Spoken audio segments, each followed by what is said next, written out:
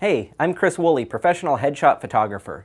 Today I'm going to be showing you how to do self-auditions or self-submits using your cell phone and a couple other tools to get really nice production value.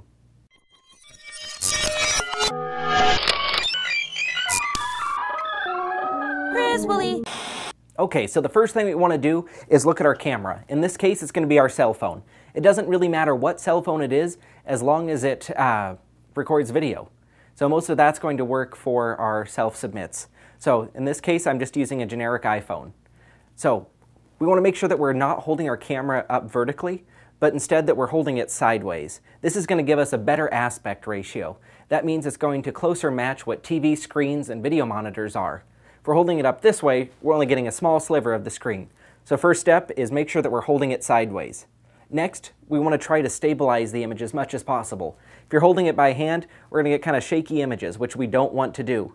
So to do that, I use a tripod clip for a cell phone. And this is just a small clip that our cell phone fits into. So it pinches on and then attaches to a tripod. So we can use any generic tripod that you have around. So it just clamps on like this, and we mount this to our tripod. We now have a really stable way to hold our cell phones. They're pretty inexpensive, and I'll put a link in the description, but this gives us rock steady footage that we're working with.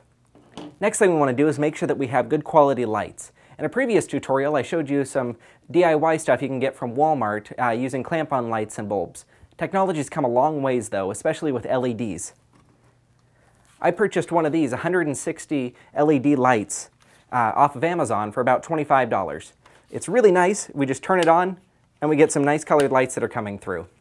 This provides plenty of light for doing a self-submit. So really inexpensive. We can either mount this to the camera using the hot shoe, or we can mount it someplace else externally. But this will give us our light source for it and good, crisp, clean light, which is what we're looking for. I'll have a link to this of one that I have and I think works really well. There's several options out there. The inexpensive ones seem to work perfectly fine for doing this sort of thing. So no need to spend $50 or $100 on one of these. I'd go with one of the cheaper $20, $30 ones. Next we have audio quality. So in the previous tutorial kind of showed you how to do a DIY using your earbuds with a microphone. But I found a really nice quality microphone that works perfectly with your cell phone. So this is called the VidPro, and I'll put a link in the description. They have the microphone lapel type that you just clamp on, and it's got a really long cable. This one is 20 feet long, which is plenty long to run down your shirt and into your cell phone. Works pretty well and just plugs into the headphone jack. So one thing that's important to know is that not all of these microphones are created equally. There's some really, really inexpensive ones out there that aren't very good. This one was only about $16, so I was a bit skeptical when I got it and tried, but I was pleasantly surprised with the audio quality. The thing that makes this one unique is that it's got this little battery pack right here, so it provides power to the microphone, so we've got a cleaner quality signal. It's got a switch on it that says off or smartphone, and then cameras. So this kind of can serve dual purpose. If we keep it in the off smartphone direction, we can plug directly into our phone and get great quality audio because we're going to be pulling power from the phone.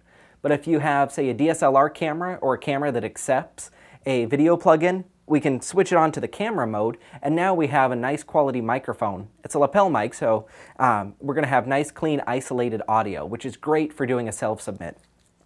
So highly recommend one of these. One thing worth noting is that in their descriptions they list a whole bunch of different camera types these will work with, and the prices range drastically.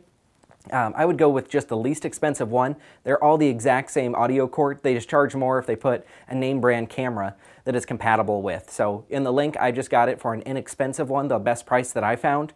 That could change when you're viewing it, but I thought it was a pretty good price for around $16. Produces really nice quality audio.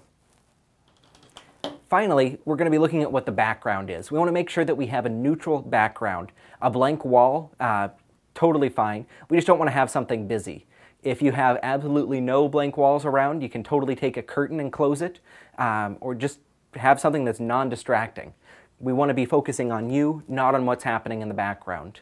A couple other tips is to make sure that we have quiet noise around, so we don't want to have dogs barking, babies crying, anything else like that. We want to be focused on just you and getting the information that's there. So there's just some quick tips to help you get better quality video self-submits. Thanks for watching.